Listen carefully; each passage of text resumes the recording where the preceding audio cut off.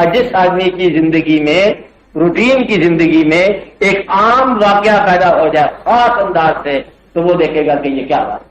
بچے سے بڑی تنہائی کی بات نکل جائے تو آپ کہتے ہیں سبحان اللہ، بچے نے کیا بات کی. کچھ لوگ کہتے ہیں بچے کی عمر کمزور لگ رہی ہے، کیا ابھی ہستی سے زیادہ بات کر گیا، ایسے کہتے ہیں لوگ.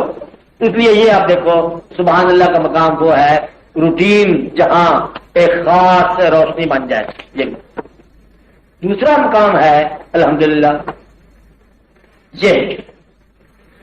یہ مقام آتا ہے زندگی آپ کی جب کبھی ابتلا سے گزرے، خوشی سے گزرے، نفع ہو نقصان ہو، ایک انداز ہے زندگی گزارنے کا کہ وہ آدمی جو ہر حال میں اللہ کا شکر ادا کرنے والا، ہر حال میں زندگی کو بناؤ، زندگی کو ترقی میں لے آؤ، لیکن یہ یاد رہے کہ آپ کی اپنی زندگی آج کی جو ترقی سے ابھی معروم ہے، یہ بھی آپ ہی کی زندگی ہے، اسے بھی پسند کرنا.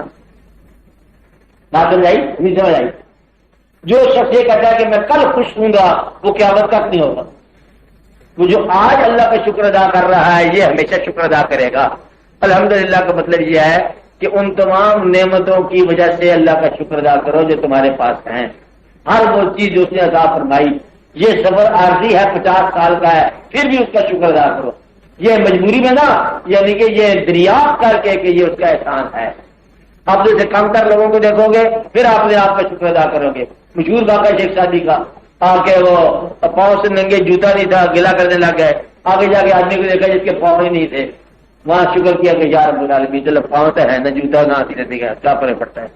میرا کیسے مقصد ہے کہ شکر کا مواقع مل جائیں گے. شکر ایک انداز ہے. شکر کیا ہے صاحب؟ ایک انداز ہے گلے کے مخالفت کا.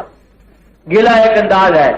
کچھ لوگ ہوتے ہیں ان کی عادت ہوتی ہے گلا کرنا، کہتا ہے دیکھو موسم کیسا خراب ہے، ابھی ہے کیا اور پھر سیاست شروع ہوگی، پتہ نہیں کیا ہوگا. بیچارے زندگی میں گلے کرتے ہیں. اور کچھ لوگ ہوتے ہیں زندگی میں شکر ادا کرتے ہیں کہ اللہ کی مہربانی ہے، دل سے کرتے ہیں، اللہ کا احسان ہے، اللہ کی مہربانی ہے. گویا کہ اب پہلی بات یہ ہے کہ اللہ تعالیٰ کا کہیں جلوہ سبحان اللہ، اب پھر الحمدللہ. پھر ایک مقام یہ ہے کہ یہ جو آپ زندگی میں شکر ادا کر رہے ہو، یہ نعمتیں دنیا سے لی ہے کہ مالک سے. عام طور پر یہاں کنفیوژن پیدا ہوتا ہے، انسان سمجھتا ہے کہ یہ میں نے اپنی قوت بازو سے بنائی ہے. اگر اس کو یقین ہو جائے کہ یہ چیزیں اللہ تعالیٰ کی طرف سے عطا ہے، ہر چیز اللہ تعالیٰ کی طرف سے عطا ہے. اس کائنات میں تمام کاریگروں کے ساتھ ایک ایسی کاریگری لگی ہوئی ہے جو مالک کا امر کہلاتا ہے، تو پھر آپ کی زبان سے اللہ اکبر لکھ دیں.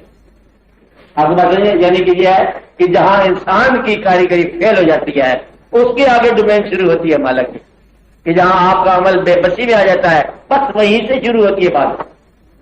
یہ 3 مقامات سے تعارف ہو جانا، پھر آپ تسبیح کائنات کے اندر شامل ہو سکتے ہو. تسبیح کے الفاظ جو ہے کچھ لوگ کہتے ہیں یا عزیز یا حکیم، یہ ہے عزیز الحکیم. کچھ لوگ یہ کہتے ہیں، کچھ یہ کہتے ہیں سبحان اللہ والحمدللہ ولا الہ الا اللہ. آپ بات سمجھ رہے؟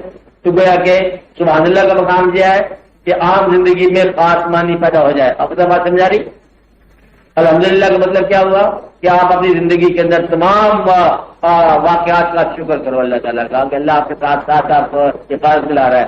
پہلا شکر یہ کرو کہ اس نے چمگادڑیں بنانے والا اللہ، اس نے تمہیں انسان بنایا. جانور بنانے والا اللہ، اس نے تمہیں انسان بنایا.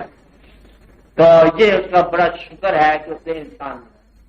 شکر اس بات کا ہے کہ پھر انسانوں نے ہمیں ہمارے تقاضے کے بغیر ہمیں مسلمان بنایا اور اپنے محبوب صلی اللہ علیہ وسلم کی امت سے ہمیں پیدا فرمایا. یہ تو پیدائشی انعام ہے. یہاں پر ابھی ہم نے کوئی کام نہیں کیا تو پہلے انعام جاتا ہے. شکر اس بات کا ہے کہ آپ کی آنکھیں ابھی نظارہ دیکھ سکتی ہیں، شکر کرو.